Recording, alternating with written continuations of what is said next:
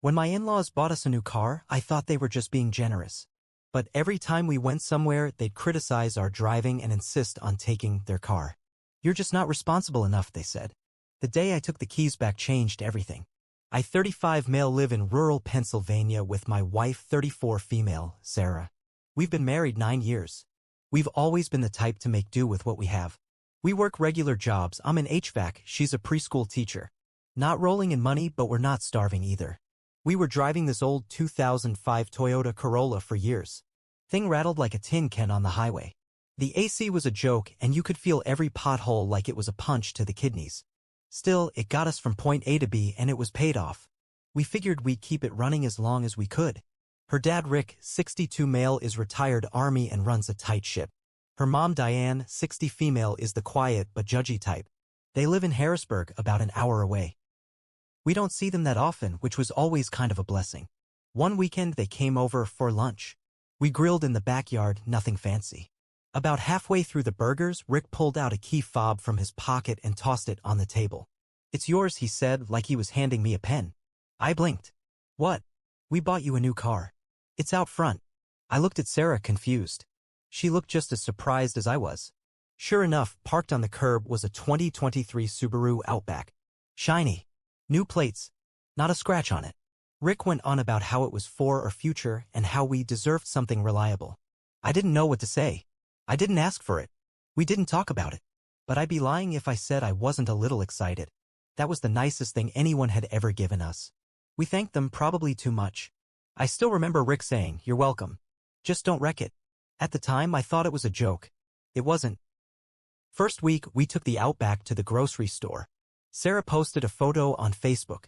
Within an hour, Diane called asking where we went, what we bought, and how fast I was going. I laughed it off. The next weekend, we planned to go to the lake with friends. When we told her parents, they said, "Why don't we come too? We'll drive." I said we were good. We had the new car, we wanted the time alone. Rick got quiet on the phone, then said, "Just be careful. I don't want you doing anything stupid." That line rubbed me the wrong way.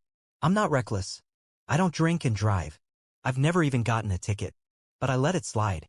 Every time we planned a trip longer than a few miles, they'd offer to drive. They'd say the insurance would be better if Rick was behind the wheel. Or that Diane got carsick unless Rick drove. Or that we didn't know the roads like they did. It stopped feeling like help and started feeling like control. One time, Sarah and I drove to Gettysburg for a weekend away. It was her birthday. Just us. We posted a photo of the battlefield online. And 10 minutes later, Rick texted, "Did you check the oil before leaving?" That same weekend, they showed up at our house unannounced when we weren't home. Said they wanted to make sure the car was okay. They had a spare key. When we got back, I confronted Sarah. I wasn't mad at her. I was just tired of being watched like a damn teenager. She agreed. Said it had been bothering her too, but she didn't want to hurt their feelings. We decided to have a talk. Set boundaries. But before we could, something happened that made me snap. We were planning a trip to Shenandoah National Park. 3-day weekend. I was looking forward to it for weeks. Hiking, quiet time, fresh air. Sarah was excited too. We packed the Outback the night before. Early the next morning, we were about to pull out of the driveway when Rick and Diane pulled in behind us. Blocked us in. They got out like it was normal. Rick walked right up and said, "We'll drive." I printed the map already. I said no firmly. "We're good. Thanks, but we're taking our car." Rick looked at me like I'd insulted his mother. "Don't be ridiculous. You're not ready to handle a long trip like this." Like I was a damn child. I told him, "It's our car." He looked at me, stone-faced, and said, "No. It's our car. We paid for it. We're just letting you use it." That flipped a switch in me. Everything clicked. They didn't give us a gift. They gave us a leash. And I was done. I told them to leave. Right there in the driveway. Rick refused. Said we were being ungrateful. Sarah stepped in then, shaking. "Dad, we appreciate what you did, but this is too much.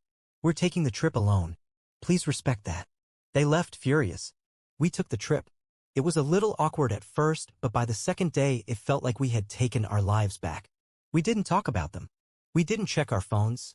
We just breathed. But I knew I couldn't let it go. Not yet. Found out the title wasn't even in our name. It was in Rick's. I was livid. That night, Sarah and I made the decision. We were giving the car back. I didn't want it. I didn't care how new it was. I'd rather walk to work every day than feel like someone else owned my time. The next day, I called Rick. I'm bringing the car back. You can keep it. There was silence on the line. You're being stupid, he finally said. Do you have any idea what that car is worth? I do. It's not worth my marriage. Then I hung up. After I hung up on Rick, I felt this weird mix of peace and dread. Like I'd just done something that needed doing, but also kicked a hornet's nest. Sarah was quiet all evening. I knew she was torn. I also knew her relationship with her dad was complicated, respect mixed with fear. But she stood by me and I could see it in her eyes that she was relieved too. The next morning, I drove the Outback to Rick and Diane's house. I didn't say a word when I got there. Just parked it in their driveway, put the keys in an envelope and dropped it through their front door mail slot with a note that said, "We're done." I took the train back home. Didn't even care about the cost. That's when the messages started. At first, it was the usual guilt trip crap. Ungrateful. Disrespectful. You threw away a blessing. Then it turned into straight-up threats. You think you can cut us off and just live your life? Diane posted a long rant on Facebook. She didn't mention our names, but everyone knew. Talking about how they sacrificed for us and how we were emotionally unstable. Her church friends commented things like, "You're better off without toxic people in your life," and prayers for your family. Sarah's cousin even messaged her privately to ask, "Did you really throw their car in their faces?" One afternoon, about 2 weeks after we gave the car back, we came home from work and found our old Corolla gone. I thought maybe it got towed or something. But there was no ticket. No boot. Nothing. We checked the security camera our neighbor has pointed toward the street. And guess who it showed? Rick. Broad daylight. Tow truck. Calm as ever. He just took our car. I completely lost it. I called him. No answer. I called the tow company and after some runaround, they admitted they were asked to move it by someone claiming to be the owner and said they were told it was abandoned. I couldn't believe what I was hearing. That car was in my name. Always had been. I called the cops. They said it was a civil issue and I had to take it to small claims. Sarah broke down crying that night. She felt like it was her fault. Like she brought this on us. I told her none of this was her fault. Rick was doing this because he hated not being in control. He couldn't make us take the new car, so he was going to punish us however he could. I filed a police report and went to the courthouse to file the small claims paperwork. It wasn't about the money. It was about standing up for ourselves. Then we did something drastic. Phone. Email. Social media. No contact. The silence felt weird at first. Like we were waiting for something to explode. It did. She works at a small private preschool. Tight-knit, friendly place. The director sat her down and said there had been concerning messages sent from someone claiming to be her father, accusing her of mental instability and saying she wasn't fit to work with children. He emailed the school. Attached old photos of her in college from Facebook tried to make her look bad.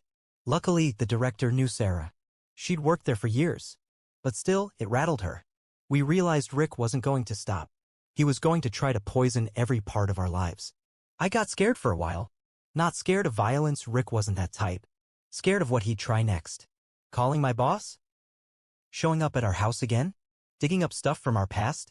So we took a step we hadn't even considered before. Just a basic consultation. The guy listened, took notes, then said, "This is harassment. You could file for a restraining order." Sarah didn't want to. At least not yet. But just having the legal option gave us a little bit of power back. Then the twist came. One afternoon I got a call from a number I didn't recognize.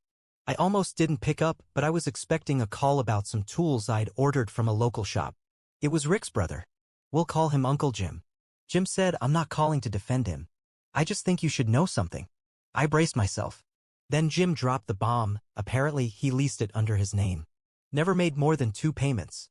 The dealership had been trying to repossess it for over a month.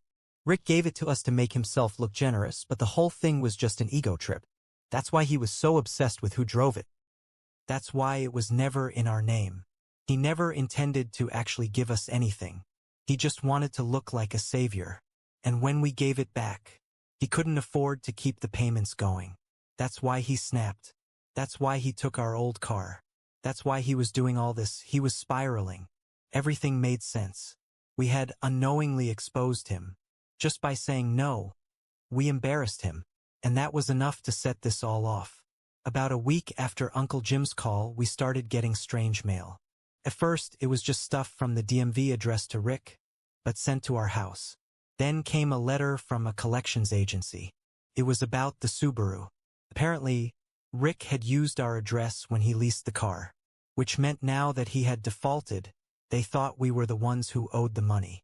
I called the number on the letter and explained everything. After a long hold, they told me bluntly, if the vehicle was kept at your property and driven by you, you may still be considered liable for damages. I damn near lost it. We had returned that car. We hadn't even known he'd put our address on the lease. It was fraud, plain and simple. I called our lawyer. He sighed, said, he dragged you into this deeper than I thought. Then he suggested we run a credit report on ourselves. So we did. And that's when everything spiraled. Recent. Like within the last 2 months. She hadn't applied for anything. We dug deeper. Turns out Rick had tried to open a joint line of credit using Sarah's social and name. We were stunned. It wasn't just about the car anymore. He was trying to use her identity.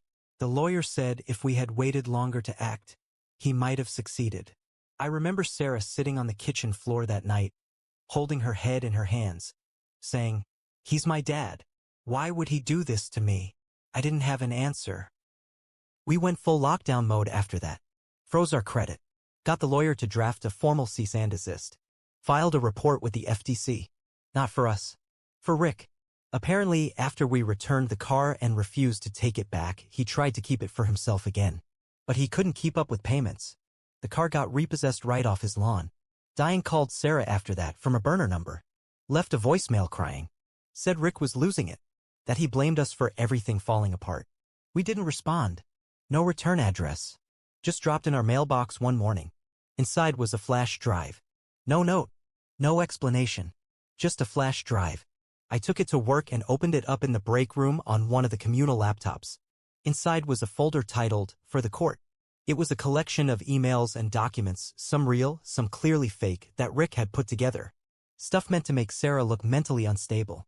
Screenshots of text messages that had been edited. Fake emails she'd never written. A typed-out diary entry with her name on it but in a font she's never used in her life. The man was building a case. Against his own daughter. It wasn't just petty anymore. It was targeted. Planned. Evil. Our lawyer's tone changed after that. He told us we had enough for a protection order. Not just a restraining order, an actual, court-ordered barrier to keep Rick away from us, our jobs, our property. Sarah was scared. So was I. We filed. The court date was set 2 weeks out. And that's when Rick made his last move. I was at the HVAC supply store, picking up coils for a unit repair. He just walked in. Calm. Cold. Wearing that same press jacket he always wore. You happy now, he said. I didn't say anything. I couldn't. I was in shock. You tore this family apart. He said it like I was the one who had done something wrong. Like I was the manipulator. He leaned in and said, she's going to need me again someday. You? You'll be gone. Then he turned and walked out. I didn't follow him. I called my boss. Then I called the lawyer. That visit? That was the final nail. Text messages. Emails. Voicemails. Credit reports. The flash drive. And now eyewitnesses at my job who saw him confront me. Rick had always been obsessed with control. But when he lost it, he couldn't handle it. And he was willing to destroy anyone to get it back. Even his own daughter. The court date came fast. Too fast. Sarah didn't sleep the night before. I didn't either.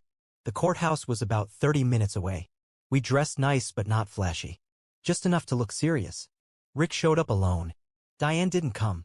He walked in like he owned the place, like this was all just some misunderstanding. He didn't even look at Sarah. Just sat down, flipping through a manila folder like he was in charge. Our lawyer was ready. He had stacks of printouts, photos, copies of emails, and the flash drive converted into documents. When the judge called us up, Rick tried to interrupt. Judge shut him down immediately. Then our lawyer began. He laid it all out. Calm. Simple. Clean. How Rick had used our address on a lease without telling us. Tried to open credit in Sarah's name. Sent fake emails to her job. Left threats and lies on social media. Stolen our old car from our own driveway. Showed up at my job and harassed me. Created a fake digital file trying to paint Sarah as mentally unwell. The judge asked Rick if he had anything to say. Rick stood up and said, I was trying to protect my daughter from a weak man. That's what he said. He didn't deny a thing. He just blamed it all on me. Sarah's hands were shaking. I put my hand over hers, but she didn't even look at me. Then she stood up, without being asked. She looked straight at Rick and said, "You ruined every memory I ever had of you." The courtroom was dead silent. She went on, voice steady but quiet. Said how she always felt like she had to be perfect. That she couldn't ever say no. That Rick always gave with one hand and took back with the other. Then she said something I didn't even know. When I was 15, I tried to run away. And the reason I didn't was because Mom said you'd find me and drag me back by my hair. She sat back down, eyes forward, no tears. The judge nodded and said, "This is not just harassment. This is psychological warfare." And just like that, the protection order was granted. 3 years. 0 contact. Violations would lead to arrest. Rick had to surrender any weapons he owned. Couldn't come within 500 feet of either of us. No calls. No messages. No third-party contact. But that wasn't the end. Sarah decided to press charges for identity theft. It wasn't about revenge, she said. It was about accountability. The police investigated the fake credit app and the forged documents. There was enough to file formal charges. Rick was arrested 4 weeks later. It made the local news. Retired Army vet. Harassment. Identity theft. Fraud. The whole package. Diane tried to do damage control. Posted online that it was all a misunderstanding. Claimed we were twisting things. No one believed her. Not after the court documents were public. I'll admit it. I let it go too long. I ignored the red flags because I didn't want to rock the boat. I wanted peace so bad I let Sarah suffer in silence. I should have stood up earlier. I should have said no sooner. So I apologized to her. Not once. Not like a Hallmark movie. I mean, really apologized. For not seeing it. For letting her carry it alone. And I promised that I'd never, ever stay quiet again. And I've kept that promise. We still don't own a new car. After all that, we sold the Corolla. Didn't feel right driving it anymore after Rick had touched it. Instead, we bought an old truck. Not pretty. Loud. No Bluetooth. No screens. But it's ours. And every time I start it, I feel free. Rick went to court. Took a plea deal. No jail, but a felony on record. Can't own firearms anymore. Can't vote. Can't hide from what he did. Diane moved out. I guess she finally saw who he really was. Or maybe she always knew. We haven't heard from either of them in over a year. Sarah's healing. She's in therapy now. So am I. Sometimes you don't get the family you deserve. But you do get to choose how much damage they're allowed to do. And when you finally say no, really say it, it changes everything.